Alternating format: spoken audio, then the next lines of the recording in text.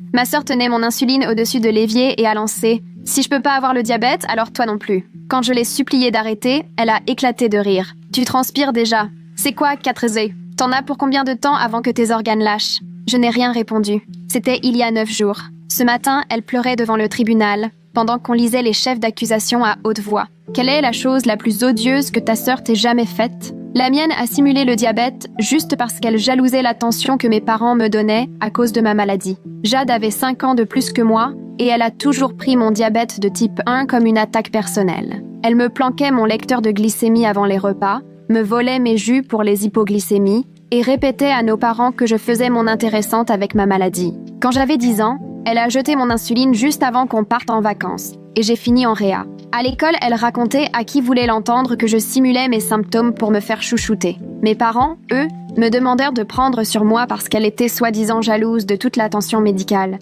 Mais ils étaient loin d'imaginer jusqu'où irait sa rancune. À 18 ans, au dîner, Jade balance soudain qu'elle se sent tout le temps faible et tremblante entre les repas. Elle sort un de mes lecteurs de glycémie, fouille l'historique et prétend que certaines valeurs bizarres sont les siennes, soi-disant prises quand elle me l'avait emprunté. Maman décroche immédiatement le téléphone pour prendre rendez-vous chez l'endocrino et Jade s'empresse de prévenir toutes ses copines qu'elle va sûrement apprendre qu'elle est diabétique. Résultat, analyse parfaite. Mais Jade s'entête, elle parle d'hypoglycémie réactionnelle passée inaperçue. En moins d'1 semaine, elle exige de manger à heure fixe comme moi, réclame les mêmes aménagements et synchronise même ses faux malaises avec mes vraies injections d'insuline.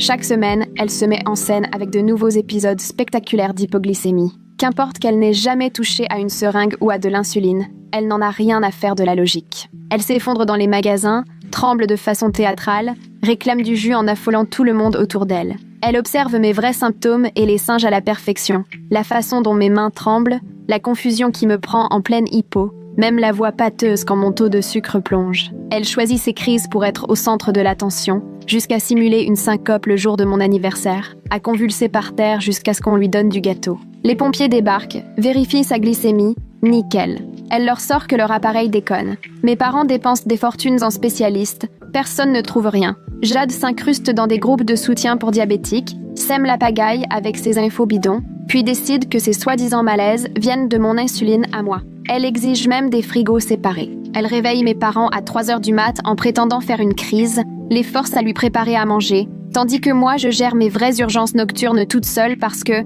paraît-il, je suis grande. Et puis la vérité a éclaté à Thanksgiving. Jade faisait son numéro quand notre cousine, venue de province, balance la voir surprise en train de boulotter des bonbons dans sa chambre 1 heure avant. Jade s'est figée en plein spectacle. Notre tante, infirmière, attrape son lecteur de glycémie et la teste direct. 0,95, rien à signaler. Les tremblements s'arrêtent net. Toute la famille la fixe. Elle tente de s'en sortir en disant que les bonbons, c'était pour une précédente hypo. Mais la tante la reteste 10 minutes plus tard. Toujours 0,95. Personne n'a une glycémie aussi stable après une poignée de bonbons. Le soir même, mes parents fouillent sa chambre, tombent sur son journal intime. Elle avoue tout, raconte comment elle s'est documentée pendant plus d'1 an pour rendre sa comédie crédible. Ils lui donnent 1 mois pour trouver un autre toit. Elle hurle qu'ils choisissent leur enfant défectueuse plutôt que la scène. Mais cette fois, ils ne cèdent pas. Sauf que Jade n'avait pas dit son dernier mot. Le lendemain, je me réveille avec ma pompe à insuline qui sonne. Elle est vide, alors que je l'avais remplie la veille. Tous mes stylos de secours ont disparu du frigo. Impossible de mettre la main sur mon kit de glucagon d'urgence. Même ma cachette dans ma chambre est vide. Et là, Jade est dans la cuisine. Tout mon stock à la main au-dessus de l'évier. Si moi je peux pas avoir le diabète, toi non plus, dit-elle tranquillement. Elle avait déjà balancé la moitié dans les toilettes, des milliers d'euros partis en un instant, et menaçait de finir le travail. Il me restait peut-être 6 heures avant que ma glycémie ne grimpe trop. La pharmacie était fermée pour le week-end du pont. Pas de réouverture avant 3 jours, et l'hôpital le plus proche à 2 heures de route. Mes parents partis faire les soldes du Black Friday. Injoignable. Sans insuline, dans quelques heures, c'était l'acidocétose assurée. Mon sang deviendrait acide. Mon corps se boufferait tout seul. Voilà ce qui va se passer, dit Jade, le doigt prêt à enclencher le broyeur. Tu vas dire à maman et papa que tu m'as appris à faire semblant, que tu voulais partager l'attention avec moi, que tu m'as coaché pour toutes ces crises. Sinon, je balance le reste de l'insuline et tu verras ce que c'est, une vraie urgence diabétique. Ma glycémie montait déjà. Je sentais les symptômes arriver. Soif, envie pressante, la nausée qui n'allait pas tarder à se transformer en vomissement. Sans insuline, je risquais de sombrer dans le coma avant que mes parents ne rentrent. Mourir là, dans cette cuisine, sous les yeux de Jade. Elle a souri en me voyant faire les calculs dans ma tête, a essayé d'estimer combien de temps il me restait. « Allez, dépêche-toi de choisir », a-t-elle dit en penchant les flacons vers l'évier. « Ta glycémie grimpe déjà. Tu penses tenir combien de temps avant que tes organes lâchent ?» Je fixai les flacons dans sa main, le cerveau en ébullition, cherchant désespérément une porte de sortie. Le bruit sourd du broyeur résonnait en dessous, prêt à anéantir ma dernière chance de m'en sortir. J'avais la gorge sèche, un signe implacable que ma glycémie grimpait au-delà de 2 heures. « Jade, je t'en prie !» ai-je tenté, mais elle m'a coupé d'un signe de tête. Mauvaise réponse. Sans hésiter, elle a laissé tomber un flacon dans la machine et enclenché l'interrupteur. Ce vacarme m'a fait sursauter, mais elle a aussitôt levé les autres fioles d'insuline devant elle, comme si elle tenait un pistolet. Un de moins. Il doit te rester 4 heures, pas plus. Tu veux retenter ta chance ? Mes mains se sont mises à trembler, cette fois ni à cause d'une hypo, ni d'un manque d'insuline, mais sous l'effet de l'adrénaline et du sucre qui montait en flèche. J'ai reculé lentement, cherchant une porte de sortie. Le fixe était dans le salon, mon portable chargé à l'étage. Même si j'arrivais à en attraper un, je n'avais personne à appeler. Mes parents ne répondaient pas, la pharmacie était fermée, et même une ambulance mettrait bien une demi-heure à arriver. Jade aurait eu tout le temps de tout faire disparaître. Je vois que tu réfléchis, a lancé Jade en barrant l'accès à la porte de la cuisine. Il n'y a aucune échappatoire. Dis-leur juste ce que je veux, tu récupères ton insuline. C'est pas plus compliqué. Mon regard a filé vers la fenêtre, minuscule, mais avec un peu de chance, je pourrais peut-être passer. Jade l'a remarqué. Elle s'est emparée d'un couteau posé sur le bloc. N'y pense même pas. Je ne vais pas te poignarder ni faire une scène. Mais si tu tentes de sortir, je perce chaque flacon, un à un. La nausée montait, lourde. Mon corps commençait déjà à brûler les graisses pour compenser, à produire des cétones qui finiraient par m'empoisonner. Ce goût de fer dans la bouche, je le connaissais trop bien. Tu sais ce qui est le plus ironique ? A continué Jade, posant le couteau juste sous sa main. C'est que j'ai tout appris sur le diabète en t'observant. Je sais exactement ce qui se passe en toi. Tes cellules crèvent de faim. Comme elles n'ont pas accès au sucre sans insuline, ton foie en relâche encore plus, et ça ne fait qu'empirer la situation. Elle disait vrai. Ma glycémie devait frôler les 3 grammes. La soif devenait insupportable, mais le moindre mouvement pouvait me coûter le reste de mon insuline. Dans 1 heure, tu commenceras à vomir, a-t-elle poursuivi d'une voix détachée. Après, ce sera la confusion, la faiblesse. Ta respiration va s'accélérer, devenir superficielle. Ton corps fera tout pour compenser l'acidité. Je t'ai déjà vu en pleine acidocétose. Tu te souviens ? Quand j'ai balancé ton insuline juste avant le voyage, ce souvenir a suffi à me faire sortir de la torpeur qui m'envahissait. Tu as failli me tuer, mais tu n'es pas morte. Papa et maman t'ont emmenée à l'hôpital, t'ont tenu la main, sont restés à ton chevet des jours entiers. Et moi, on m'a expédiée chez tante Carole, comme si le problème c'était moi. Elle resserrait les fioles dans sa paume, les doigts blanchis. Cette fois, ils devront choisir, leur précieuse fille malade, ou celle qui n'a rien demandé et voulait juste qu'on la voie. J'ai posé mes mains à plat sur le plan de travail pour ne pas flancher. La pièce devenait irrespirable. Ma peau commençait à picoter, chaude et sèche, comme toujours en hyperglycémie. Et si je tombe dans le coma, ai-je lancé. Quand ils me retrouveront inconsciente, tu crois vraiment qu'ils penseront que tu m'as simplement coachée alors que tu m'auras laissé crever ? Arrête ton cinéma, tu ne vas pas mourir. Tu seras juste assez mal pour que, lorsque je te sauverai in extremis avec l'insuline, tu me remercies en répétant exactement ce que j'attends de toi. Elle a esquissé un sourire. Tout est prévu. Je serai l'héroïne, celle qui sauve sa pauvre sœur diabétique, qui gère la crise comme une pro. Cette fois, ce sera moi qui prendrai soin de toi, pas l'inverse. Ma vue commençait à se brouiller, pas assez pour perdre pied, mais suffisamment pour sentir l'urgence. Je fixais les flacons dont j'avais désespérément besoin, mais Jade restait implacable. La poubelle derrière elle, le couteau à portée, l'œil rivé sur moi. « Tu veux de l'eau ?» a-t-elle demandé, moqueuse. « Tu dois avoir la bouche en feu, non ? On doit bien être à 3,5 grammes, tu ne crois pas ? Jusqu'où monte ton lecteur, d'ailleurs ? » Je me suis tue, cherchant désespérément en mémoire s'il restait un vieux stylo d'insuline planqué quelque part. Mais Jade avait tout fouillé pendant mon sommeil. Elle n'avait rien laissé au hasard. « Tu veux savoir ce qui me rendait folle ?» a repris Jade. C'était d'entendre tout le monde demander de tes nouvelles avant même de penser à moi. « Comment va ta sœur ?» Il y a quelque chose de glaçant à voir Jade observer la maladie de sa sœur, comme si elle répétait un rôle. La façon dont elle mémorisait les tremblements, la parole pâteuse. Un tel acharnement à tromper, ça fait se demander ce qui se passe vraiment dans sa tête, au-delà de la simple jalousie. Est-ce que sa glycémie est bonne ? Elle a besoin de quelque chose ? Comme si je n'existais que par rapport à toi et ta maladie. Tout en gai. J'ai serré le plan de travail un peu plus fort. Les repas sur mesure, les calculs de glucides, les contrôles non-stop, tout tournait autour de toi, de ta survie. Tandis que moi, je devais m'estimer heureuse d'être normale. Elle a lâché un rire sec. Tu sais ce que ça fait, de se sentir transparente, De regarder ses parents paniquer à chaque chiffre sur ton lecteur alors que mes notes n'avaient aucune importance? Je voulais lui répondre, mais la force me manquait. Les cétones se faisaient sentir. Ma respiration devenait rauque. C'est pour ça que j'ai fait tout ça, a-t-elle lâché. Je voulais qu'il s'inquiète pour moi, pour une fois, qu'on m'emmène chez le médecin, qu'on vienne vérifier la nuit, qu'on pense à moi d'abord. Mais tout est faux, ai-je réussi à souffler. Et alors? L'attention était réelle, l'inquiétude aussi. Pour une fois, j'avais autant de valeur que toi. Elle a de nouveau levé les flacons. Et maintenant, j'en aurai encore plus. Parce que lorsque tu leur diras que tu m'as aidé, ils verront bien que tu n'es pas la petite malade modèle qu'ils imaginaient. Tu sais manipuler, toi aussi. Mes jambes flageolaient. J'avais besoin de m'asseoir. Mais il ne fallait pas flancher. Pas maintenant. Tu sais, a continué Jade, je suis devenue plutôt douée pour simuler les hippos. Les tremblements, la tête dans le cirage, le regard vide. J'ai répété des heures devant le miroir. Mais il y a une chose que je n'ai jamais pu imiter. Ça. Elle m'a désigné du menton. La façon dont ta peau se dessèche et vire au rouge, l'odeur sucrée de ton haleine, la manière dont tu avales sans arrêt parce que ta bouche est comme du carton, voilà ce que c'est, le vrai diabète. Et c'est ça qui va te tuer si tu refuses mes conditions. Mon cœur battait à tout rompre, luttant pour faire circuler ce sang devenu épais comme du sirop. L'insuline qu'elle tenait n'était plus qu'un mince espoir, mais impossible de lui céder ce qu'elle exigeait. Avouer à nos parents que je l'avais aidé à simuler la maladie, c'était signé pour qu'ils ne me croient plus jamais. Ils douteraient de chaque symptôme, se méfieraient à chaque urgence. « Dépêche-toi !» lança Jade. « Tu peux monter jusqu'à combien? 5? 6? Je t'ai déjà vu avec le lecteur planté à 6, tu te souviens? Tu étais tellement mal que tu ne tenais plus debout. Rien que d'y penser, j'en avais encore le vertige. C'était l'un des pires jours de ma vie et j'y retournais tout droit. Sauf que cette fois, l'insuline était juste là, entre les mains de ma sœur. Tu transpires, constata-t-elle. Ça, c'est nouveau. D'habitude, tu es sèche et écarlate. Là, c'est l'adrénaline qui se mélange à l'hyperglycémie. Ton corps ne sait plus s'il doit paniquer ou lâcher prise.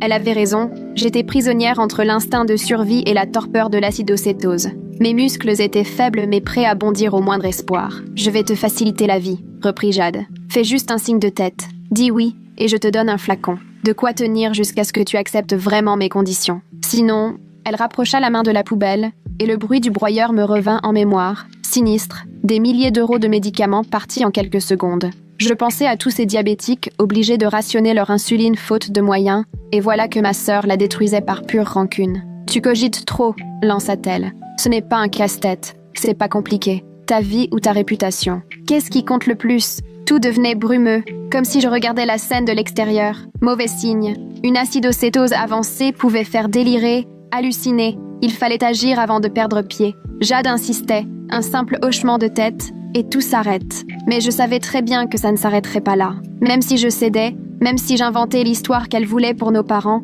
elle me tiendrait à sa merci. À chaque nouveau caprice, elle brandirait la menace, ou pire, recommencerait. Je passerais ma vie sous sa coupe, sans jamais savoir quand elle déciderait de me priver d'insuline pour voir jusqu'où j'irais. « Tu n'as plus beaucoup de temps », fit-elle remarquer. « Je le vois dans tes yeux, ils deviennent vitreux. Bientôt, tu ne comprendras même plus ce que je raconte. » La cuisine tanguait doucement. Je me concentrais sur son visage. Mais il devenait flou, puis net, puis flou encore. Ma respiration s'emballait. Mon corps tentait désespérément d'évacuer le trop-plein d'acide. « C'est ce que tu fais vivre à maman et papa à chaque crise », lança Jade. « Cette peur, cette impuissance. Eux, ils peuvent rien y faire. Juste regarder et espérer que l'insuline agisse assez vite. J'aurais voulu leur dire que je n'avais jamais choisi cette situation, jamais voulu leur infliger ça, mais ma langue était trop lourde. Les mots ne sortaient plus. « Dernière chance !» menaça-t-elle en agitant les fioles. Un signe de tête maintenant ou je balance tout le reste. J'essayais de réfléchir malgré le brouillard qui envahissait ma tête. L'horloge affichait 8h47.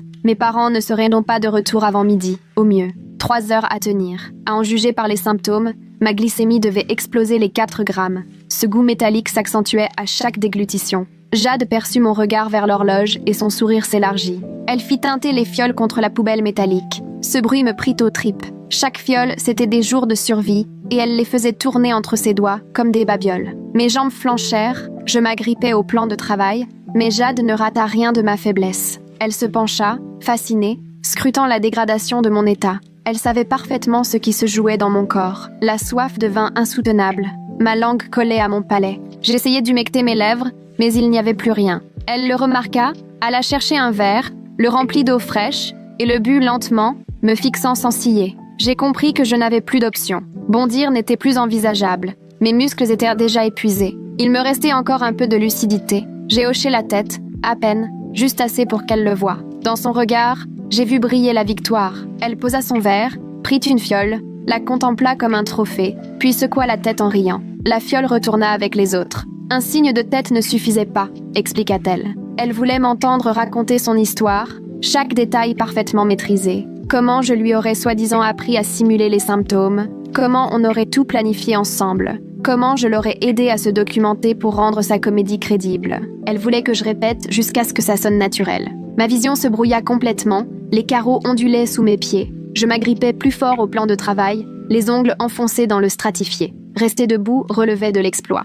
Mon corps brûlait tout ce qui lui restait, muscles et graisse, dans une fuite en avant inutile. Jade sortit son téléphone, le posa sur le plan de travail pour filmer, ajustant l'angle pour nous inclure tous les deux. J'ouvris la bouche, mais seul un râle m'en sortit, la gorge bien trop sèche. Avec un soupir exagéré, Jade me poussa le verre. Je me jetai dessus, l'avalai d'un trait, mais le répit fut de courte durée. La soif revint aussitôt, encore plus écrasante. Elle exigea que je commence à parler. J'ai tenté, mais mes mots s'en mêlaient, indiscernables. Le brouillard mental devenait opaque. Chaque phrase se transformait en énigme. Jade s'impatienta, agacée par ma prestation. Elle me fit recommencer à 2 reprises, brandissant la menace de l'insuline à chaque hésitation. Une violente nausée me saisit d'un coup. Je me pliai en 2 au-dessus de l'évier, luttant contre des hauts-le-cœur, mais rien ne sortit, hormis un peu de bile. Mon estomac était vide depuis le dîner de la veille. Jade, dégoûtée, recula mais continua de filmer, commentant mes réactions à la caméra comme si elle menait une expérience scientifique sur ma déchéance.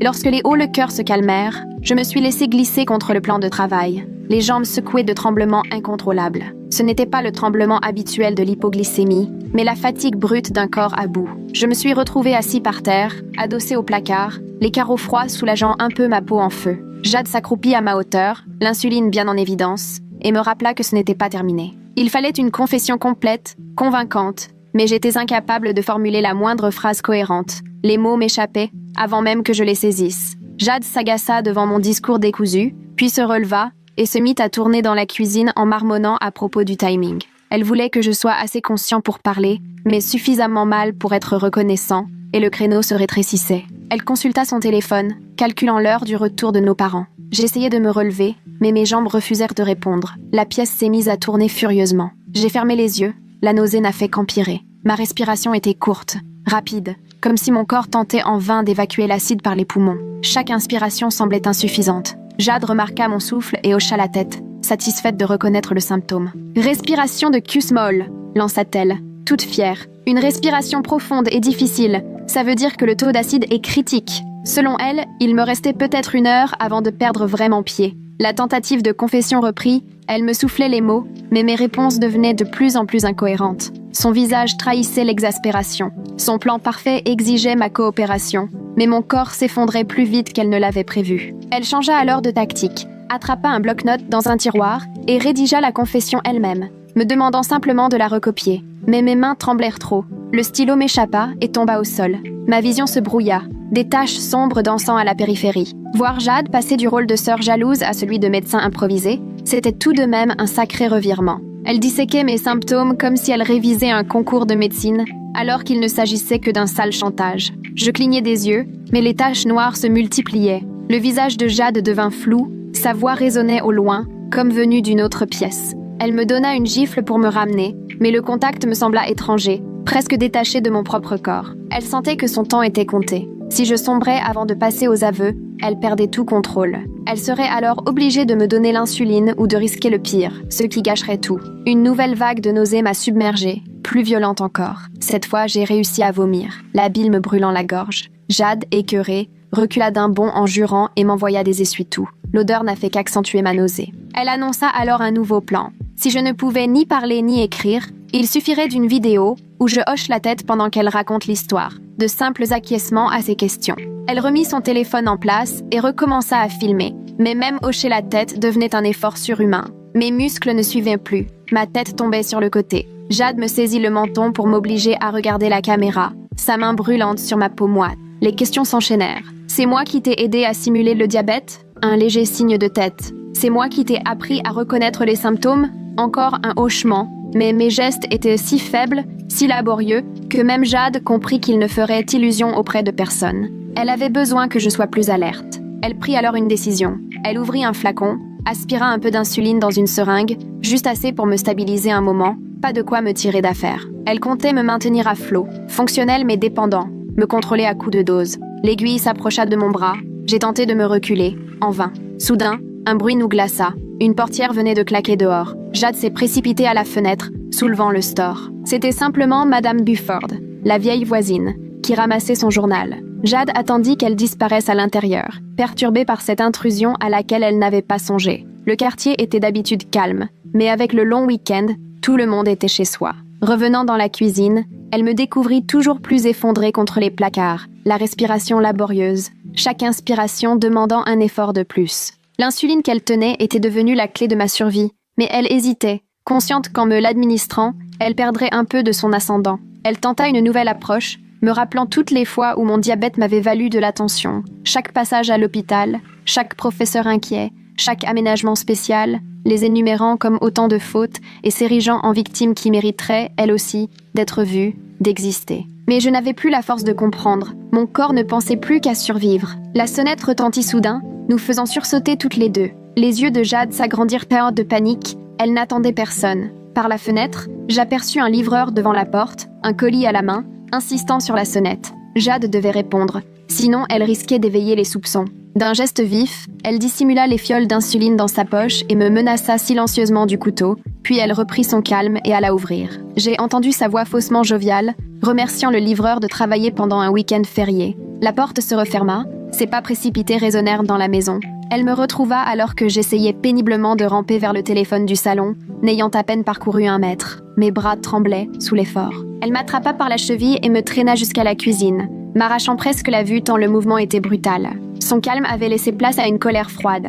L'interruption avait mis à nu la fragilité de son plan. À tout moment, quelqu'un pouvait débarquer. Nos parents pouvaient rentrer plus tôt. Un voisin pouvait trouver l'attitude étrange. Il fallait qu'elle en finisse, et vite. Elle sortit tous les flacons restants, les aligna soigneusement sur le plan de travail, et un à un, leur attribua des reproches. Celui-ci pour l'anniversaire ruiné, celui-là pour les vacances en famille qui n'avaient tourné qu'autour de mes problèmes de santé, puis un autre encore pour chaque fois que maman veillait sur moi la nuit au lieu de s'occuper d'elle. Le broyeur se mit à vrombir. Elle saisit le premier flacon, me lança un regard appuyé, mais je n'arrivais plus vraiment à la fixer. Tout devenait irréel. La pièce me semblait flotter, et la seule chose tangible était la brûlure qui envahissait mes veines, ce besoin d'air qui m'étouffait. Elle lâcha le flacon. Le bruit du broyeur ne dura que quelques secondes, mais c'était des milliers d'euros de médicaments partis en poussière. Elle enchaîna avec les autres, chaque destruction ponctuée d'un nouveau reproche, d'un moment où elle s'était sentie reléguée. Il ne restait plus que 2 flacons. Mon corps se mit à convulser, mes muscles se crispaient sous l'effet de la déshydratation et du déséquilibre.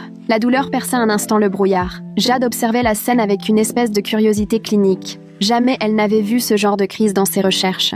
La vraie souffrance n'a rien d'une scène de théâtre. Elle s'agenouilla à côté de moi, tenant les 2 derniers flacons, et son offre n'était plus la même. Elle n'attendait plus que j'avoue tout, seulement que je promette de me taire, de la laisser raconter ce qu'elle voudrait aux autres. En échange, j'aurais juste assez d'insuline pour m'en sortir. J'essayais de comprendre ce qu'elle disait, mais mes pensées se dissolvaient. Impossible d'assembler les mots. Mon cerveau en manque de sucre ne répondait plus. Les connexions sautaient. La réalité se fragmentait en éclats. Le visage de Jade, les flacons, le couteau, l'horloge qui tournait. Elle m'attrapa par les épaules et me secoua. Ma tête ballottait, impuissante. Elle sentait bien qu'elle était en train de me perdre, que tout son plan minutieux s'effondrait. Elle n'avait pas mesuré à quel point tout pouvait basculer vite. Un bruit nouveau. Mon téléphone sonnait à l'étage. La sonnerie spéciale pour maman. 4 appels, puis la messagerie. Cette fois, la peur déforma le visage de Jade. Si nos parents cherchaient à nous joindre, ils risquèrent de rentrer plus tôt. Dans un élan désespéré, elle préleva de l'insuline. Cette fois pour une vraie injection. Pas la dose ridicule d'avant, mais une quantité suffisante pour me remettre un peu sur pied. Elle me piqua. L'insuline froide s'enfonça dans des tissus déjà mal en point. Il faudrait attendre, peut-être 20 minutes avant la moindre amélioration. Jade s'installa pour patienter, gardant le dernier flacon sous la main, mais elle n'avait pas prévu la suite. La sonnette résonna à nouveau, suivie d'une voix qui m'était familière. Madame Bufford. Elle voulait savoir si tout allait bien, ayant vu le livreur partir en coup de vent et remarqué l'absence de la voiture de nos parents. Impossible de la décourager. Ce genre de voisine qui prépare des biscuits pour tout le monde et qui veille au grain. Elle insista, précisant qu'elle avait apporté un reste de tarte de Thanksgiving. J'essayais d'appeler à l'aide, mais seul un gémissement m'échappa. Jade m'écrasa la bouche de sa main, moite de panique. Madame Bufford frappa plus fort, annonçant qu'elle allait prévenir nos parents si personne n'ouvrait. Menacée, Jade n'avait plus le choix. Elle ne pouvait pas la laisser appeler et alerter tout le monde. Elle se leva, se recoiffa en vitesse et alla ouvrir. Sa voix tremblait légèrement quand elle expliqua que tout allait bien, que nous avions juste fait la grasse matinée. Madame Buford ne se laissa pas convaincre. Elle demanda à me voir, précisant qu'elle s'inquiétait de ne pas m'avoir aperçue dehors, connaissant mon diabète. Jade tenta de trouver des excuses, mais le ton de Madame Buford se fit de plus en plus pressant. La discussion s'enlisa. Son inquiétude devenait palpable. Jade parlait trop, accumulait les justifications.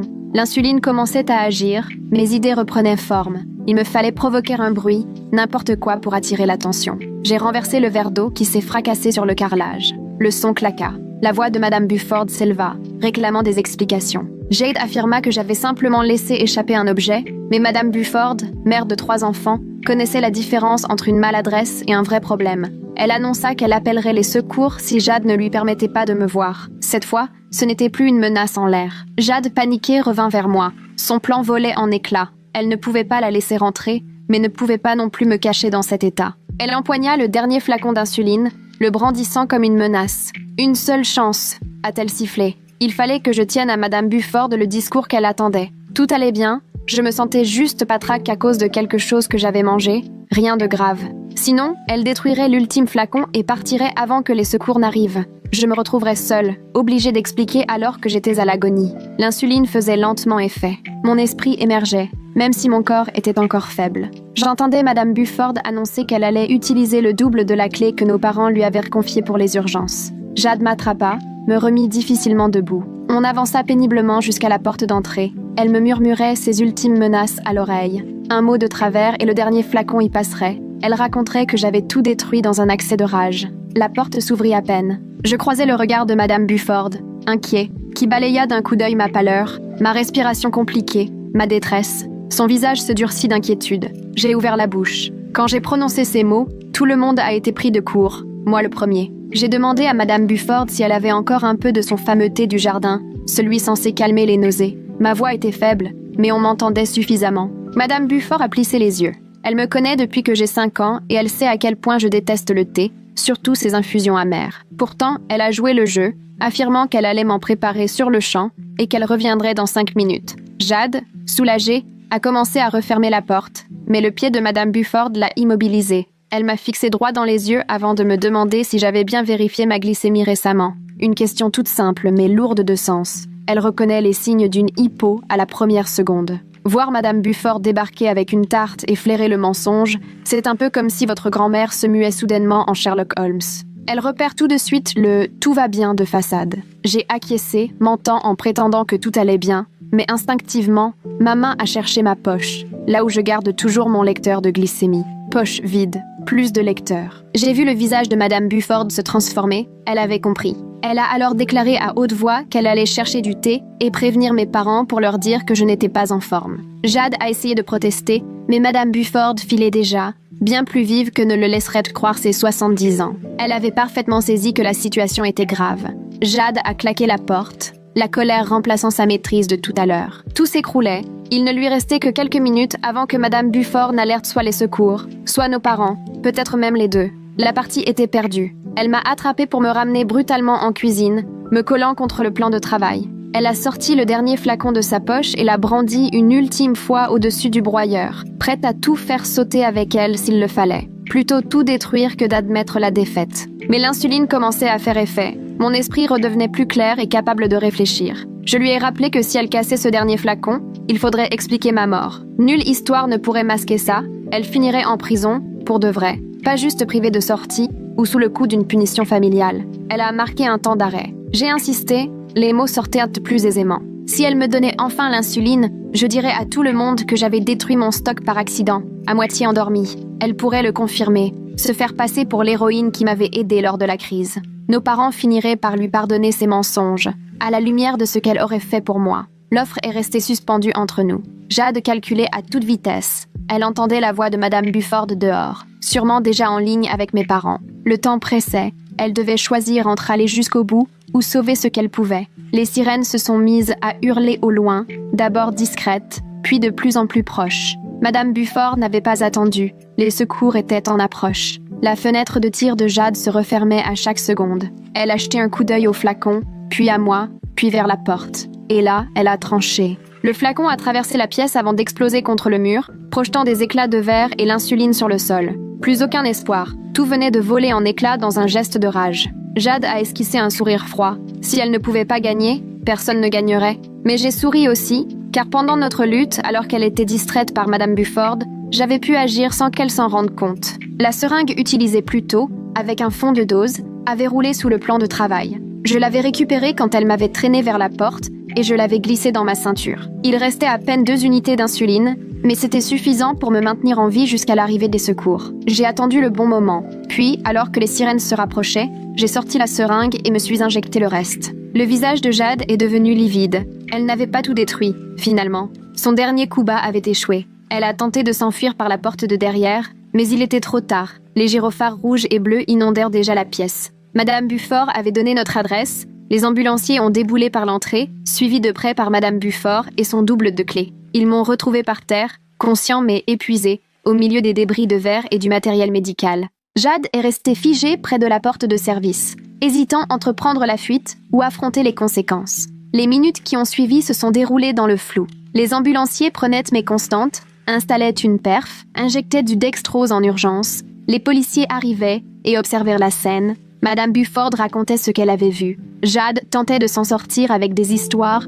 qui ne tenaient pas une seconde face aux questions des policiers. Ma glycémie remontait peu à peu. Le danger immédiat semblait écarté, même si une surveillance à l'hôpital restait indispensable. Alors qu'on m'installait sur le brancard, j'ai entendu Jade affirmer aux policiers que j'avais détruit mon insuline pendant une dispute. Mais tout dans la pièce racontait une autre version. Le couteau avec lequel elle m'avait menacée était là, bien en vue sur le plan de travail. La vidéo sur son téléphone montrait clairement mon état qui se dégradait et ses exigences. La cuisine en désordre, les éclats de verre couverts d'insuline, tout prouvait ce qui s'était réellement passé. Nos parents sont arrivés juste au moment où l'ambulance s'apprêtait à partir. Je n'oublierai jamais le visage de maman qui, en écoutant les explications des policiers, est passé de l'incompréhension à l'horreur. Papa, lui, s'est muré dans un silence bouleversé, tentant d'assimiler à quel point ils avaient été aveuglés par la jalousie de Jade, jusqu'à ce qu'elle manque de me coûter la vie. Plus tard, dans la chambre d'hôpital, l'odeur du désinfectant et du café froid flottait dans l'air. Je fixais la perfusion qui gouttait lentement dans mon bras, chaque goutte m'apportant enfin l'insuline dont mon corps avait tant besoin. Les ambulanciers m'avaient stabilisé dans le véhicule, mais les médecins voulaient m'observer au moins 24 heures. Mes relevés de glycémie montraient à quel point j'étais passée près du coma. Maman, assise près de mon lit, le visage gonflé de larmes, n'arrêtait pas de s'excuser, mais j'étais bien trop épuisée pour lui répondre. Papa, lui, faisait les 100 pas près de la fenêtre, s'arrêtant de temps en temps pour regarder fixement le parking en bas. Aucun d'eux n'a prononcé le prénom de Jade depuis que la police l'a emmenée. Une infirmière est venue vérifier mes constantes. Elle a ajusté ma perfusion d'insuline en fonction de ma dernière glycémie, puis nous a laissés dans un silence pesant, à peine troublé par le bip régulier des moniteurs qui emplissèrent la pièce. Ma gorge me brûlait encore à force d'avoir vomi. Tous mes muscles étaient endoloris par la déshydratation, et l'atmosphère était lourde, chargée d'une tension muette. Madame Buford a fini par apparaître sur le seuil, une petite plante en pot à la main. Elle avait troqué sa robe de chambre pour des vêtements plus soignés, mais son visage restait marqué par la fatigue de la matinée. Maman s'est levée pour la prendre dans ses bras, des larmes fraîches coulant de nouveau, et toutes deux ont échangé à voix basse près de la porte, tandis que je fermais les yeux pour faire semblant de dormir. Le détective est arrivé 1 heure plus tard, plus jeune que je ne l'aurais imaginé, avec un regard doux et une attitude rassurante. Il s'est assis près de moi et m'a demandé si je me sentais assez en forme pour raconter ce qui s'était passé. Maman a tenté d'intervenir, mais j'ai accepté d'un signe de tête. Il fallait bien témoigner pendant que tout était encore frais dans ma mémoire. J'ai tout raconté, depuis la découverte de ma pompe vide, jusqu'à ce que Jade fasse. Il prenait des notes, revenait sur certains détails pour bien comprendre, et, lorsque j'ai évoqué la vidéo filmée par Jade, il a tout de suite noté ce point avec sérieux, une preuve essentielle à ses yeux. Le détective m'a expliqué la suite. Jade était retenue pour mise en danger délibérée d'autrui et dégradation volontaire de biens. Rien que la valeur de l'insuline détruite transformait déjà l'affaire en délit grave, sans parler de la privation d'un traitement vital, qui risquait de lui coûter cher. Il m'a demandé si je souhaitais porter plainte. J'ai croisé le regard anéanti de mes parents,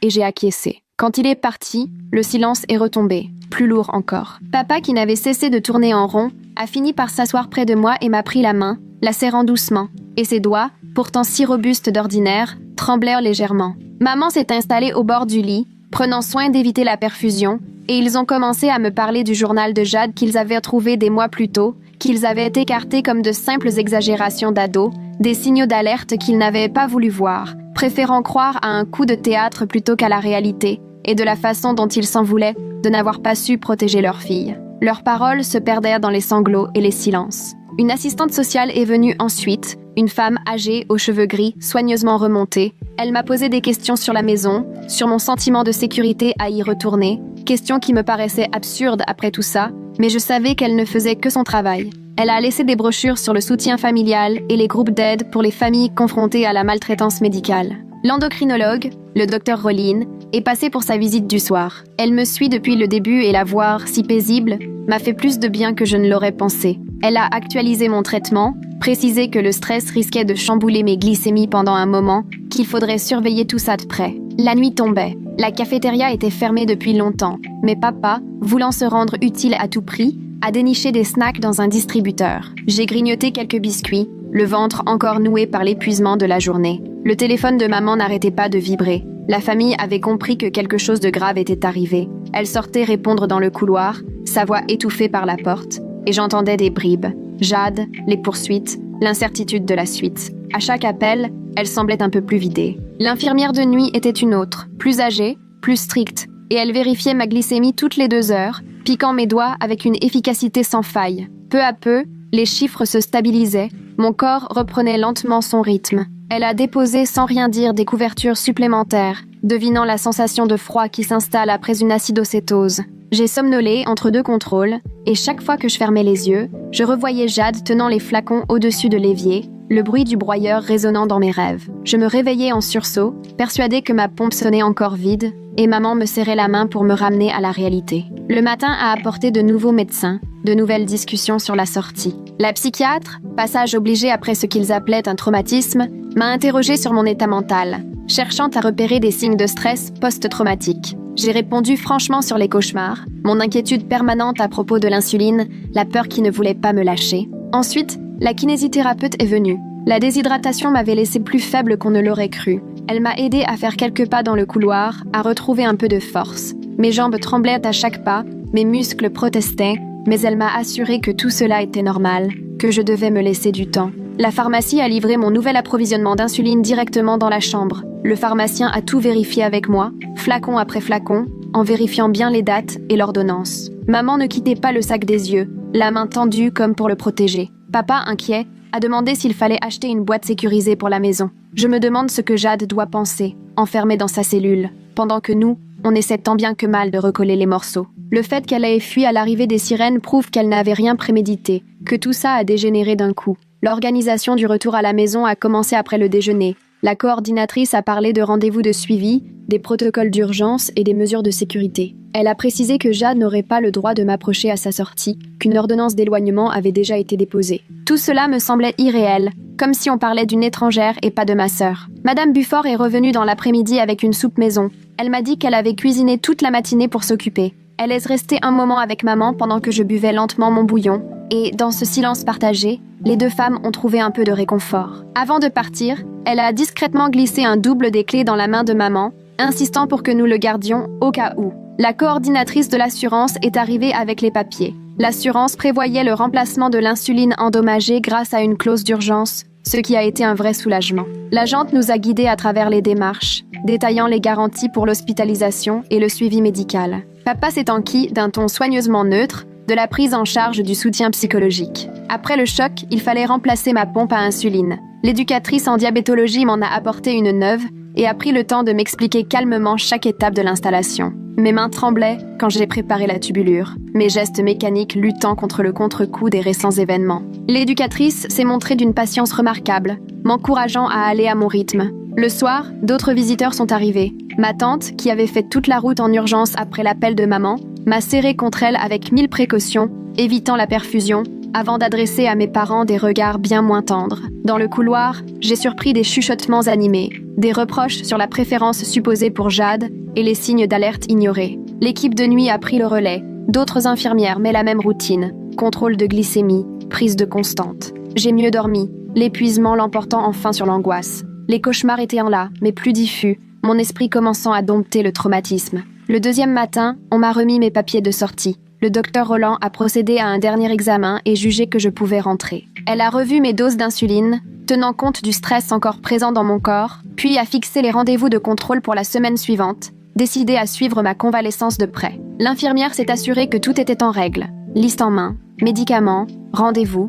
numéro d'urgence. Elle m'a demandé de lui montrer la préparation de l'insuline, la mesure de ma glycémie, geste familier soudain alourdi par la peur. Maman me suivait du regard, absorbant chaque geste comme si elle voulait tout retenir. Papa, lui, était revenu avec des vêtements propres. Remettre un jean après 2 jours en blouse m'a paru étrange. Mon pantalon flottait autour de mes jambes amaigries par la déshydratation. Rien que nouer mes lacets me coupait le souffle. Mon corps peinant à retrouver ses forces. Le fauteuil roulant jusqu'à la sortie était incontournable, le règlement ne laissant aucune place à la discussion. Papa a filé chercher la voiture pendant que maman regroupait nos affaires, les fleurs, les cartes de rétablissement des voisins mis au courant et les brochures sur le soutien familial qui restaient, elles, intactes. Le retour s'est fait dans un silence à peine troublé par la radio. À l'arrière, je défilais les rues familières du regard. Tout paraissait inchangé, mais plus rien n'avait la même saveur, comme si je rentrais dans un pays étranger. Maman se retournait sans cesse pour vérifier comment j'allais, la ceinture tirant à chaque mouvement. La maison, elle, n'avait pas bougé. Les prospectus du Black Friday traînaient encore sur la table. Le mug de Jade attendait toujours d'être lavé dans l'évier. Cette apparente normalité avait presque un côté indécent après tout ce qui s'était passé. Papa s'est empressé de ramasser les affaires de Jade dans les pièces à vivre pour les entasser dans des cartons. De mon côté, je suis restée figée dans l'embrasure de la cuisine, incapable d'entrer. Les éclats de verre avaient loin disparu, les traces d'insuline aussi, mais tout me revenait en mémoire. Le plan de travail où je m'étais accrochée, l'évier où j'avais vomi, l'endroit précis où je m'étais effondrée. Maman m'a doucement prise par l'épaule pour m'emmener au salon. Dans l'après-midi, le coffre-fort est arrivé, livré et tout de suite installé par papa dans mon placard, avec un cadenas à code pour plus de sécurité. Nous avons rangé ma réserve d'insuline à l'intérieur, chaque flacon compté et recompté. Il m'a donné le code, m'a fait m'entraîner à ouvrir le coffre plusieurs fois, pendant que maman inscrivait le code sur un papier bien caché dans sa boîte à bijoux. Ma chambre avait des airs de sanctuaire, mais aussi de prison. Tout était à sa place. Pourtant, la présence de Jade semblait imprégner l'air. J'ai retrouvé par hasard un ancien lecteur de glycémie dans un tiroir, sûrement oublié par Jade lors d'une fouille. Cette découverte m'a fait trembler de la tête aux pieds, jusqu'à ce que maman me serre fort. Le soir venu, personne n'avait le cœur à cuisiner. On a commandé à manger et on s'est installé dans le salon, délaissant la salle à manger, théâtre de tant de drames. La nourriture n'avait pas de goût, mais je me suis forcée pour stabiliser ma glycémie. Papa, de son côté, vérifiait compulsivement les informations nutritionnelles, comptant les glucides avec une attention maniaque. La sonnette a retenti après la tombée de la nuit, nous glaçant tous sur place, la peur réveillée en un instant. Ce n'était qu'un voisin venu déposer un gratin et prendre des nouvelles. Maman l'a accueilli avec le sourire, tandis que papa et moi restions à l'écart dans le salon. Dans cette atmosphère, la gentillesse ordinaire des voisins nous paraissait presque incongrue. Puis l'heure du coucher a ramené son lot d'angoisse. J'ai vérifié 3 fois mon insuline avant d'oser m'allonger. Maman voulait rester dormir dans ma chambre, mais j'ai refusé. Il fallait que je réapprenne à me sentir en sécurité seule. On a finalement convenu de laisser nos portes ouvertes, elle promettant de veiller au moindre bruit. Le sommeil est venu par fragments, ponctué de réveils pour contrôler ma glycémie, la routine désormais chargée de paranoïa. Chaque résultat était normal, mais je vérifiais toujours une seconde fois. La pompe à insuline ronronnait doucement sur la table de nuit, bruit rassurant et angoissant à la fois. Au matin, maman était déjà en cuisine, affairée à préparer le petit déjeuner.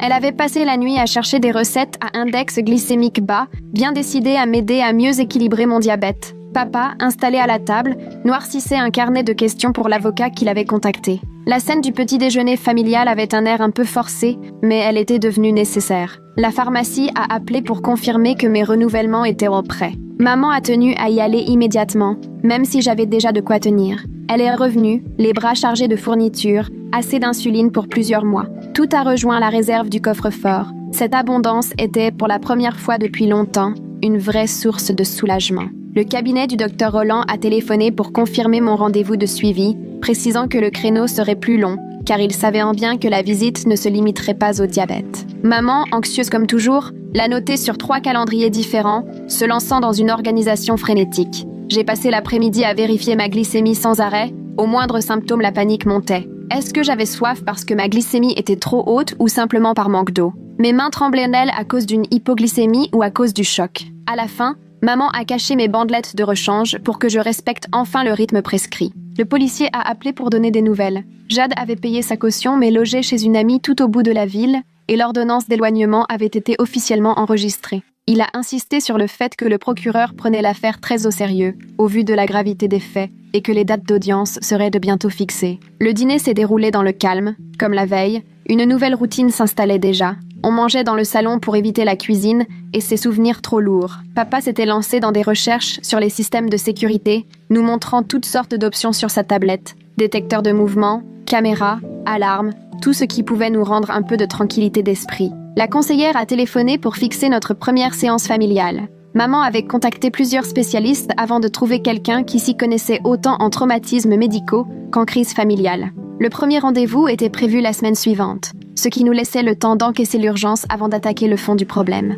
La nuit est tombée, ramenant avec elle ses angoisses familières. J'ai encore vérifié ma réserve d'insuline 2 fois, même si je savais très bien qu'il n'y avait pas eu de changement. Maman avait démarré un carnet où elle notait scrupuleusement où chaque flacon avait été rangé et sa date de péremption. Papa, lui, avait installé un babyphone dans ma chambre, en jurant que c'était provisoire, juste le temps de retrouver une vie normale. Cette deuxième nuit à la maison s'est un peu mieux passée. Je ne me suis levée que 2 fois pour contrôler ma glycémie, et je n'ai vérifié mon insuline qu'une seule fois. À un moment, maman est apparue silencieusement dans l'embrasure de la porte, juste au moment où je faisais un contrôle, et on s'est échangé un signe de tête dans l'obscurité, comme pour reconnaître sans mots notre nouvelle réalité. Le matin a marqué le début d'une routine. Petit déjeuner, contrôle de la glycémie, injection d'insuline, tout noté dans le carnet. Maman surveillait, mais savait rester en retrait. Papa est parti travailler à contre-cœur, appelant déjà 2 fois avant midi pour prendre de mes nouvelles. La maison paraissait plus vide sans lui et son inquiétude palpable. J'ai enfin osé remettre les pieds dans la cuisine,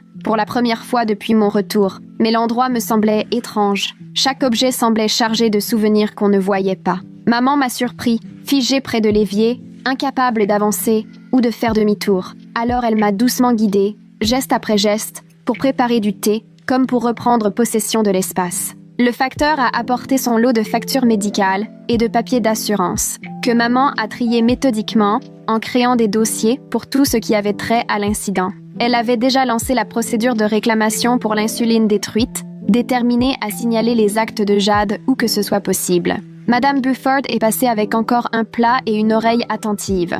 Elle nous a partagé les difficultés de sa propre famille, rendant notre chagrin plus ordinaire sans jamais le minimiser. Avant de partir, elle nous a extrait la promesse d'utiliser nos doubles de clés si besoin, de jour comme de nuit. Sa bienveillance protectrice a une nouvelle fois fait pleurer maman. L'après-midi s'est écoulé à réorganiser toutes mes affaires liées au diabète. On a préparé plusieurs trousses d'urgence à disposer un peu partout dans la maison, chacune avec des comprimés de glucose, un lecteur de glycémie de secours et des bandelettes pour les cétones. Papa a tout étiqueté avec du ruban rouge vif, histoire que rien ne soit oublié. Voir papa se transformer en expert en sécurité pendant que maman devenait la reine de la logistique culinaire, c'était bien la preuve que le traumatisme révèle parfois des vocations insoupçonnées. Lors du rendez-vous de suivi chez le docteur Roland, elle a confirmé que ma récupération physique progressait bien. Ma glycémie se stabilisait peu à peu, même si le stress provoquait encore quelques pics. Elle a ajusté une fois de plus mes doses d'insuline et conseillé l'utilisation d'un système de surveillance continue pour que nous soyons plus sereins, expliquant que cette technologie permettrait d'alerter en cas de tendance dangereuse avant que ça ne devienne critique. C'est sur le chemin du retour que maman a craqué pour de bon. Elle s'est rangée sur le bas-côté, en larmes, se reprochant de ne pas m'avoir protégée, d'avoir laissé Jade faire, de n'avoir rien vu venir. Je lui ai pris la main pendant qu'elle pleurait, toutes les deux commençant à comprendre que la guérison viendrait par vagues. Papa était rentré plus tôt pour préparer le dîner, mon plat préféré de quand j'étais enfant, comme pour recréer de nouveaux souvenirs positifs dans notre cuisine. Ce soir-là, on a mangé tous ensemble à la table de la salle à manger, une première depuis l'incident, et on a eu l'impression de regagner un petit bout de notre foyer. Le soir est arrivé, apportant la fatigue, mais aussi une paix étrange. On avait survécu à une journée de plus. Ma glycémie était restée stable, l'insuline bien à l'abri sous clé. Ces petites victoires prenaient des allures de grand triomphe. Maman a proposé qu'on regarde un film, quelque chose de léger pour penser à autre chose. L'heure du coucher est arrivée avec moins d'angoisse que d'habitude. J'ai vérifié mes réserves une seule fois, noté ma glycémie, comme tous les soirs. Maman m'a embrassé le front pour me souhaiter bonne nuit, un geste qu'elle n'avait plus eu depuis mon enfance. Papa a fait un dernier tour pour vérifier le nouveau système d'alarme avant d'aller se coucher. Petit à petit, on réapprenait à se sentir en sécurité. La nuit a été paisible. Je ne me suis réveillée qu'une fois, plus par habitude que par besoin. Ma glycémie était parfaite. La pompe à insuline tournait sans accroc. Je suis restée un moment allongée dans le noir, écoutant les bruits familiers de la maison, sentant peu à peu une tension se relâcher en moi.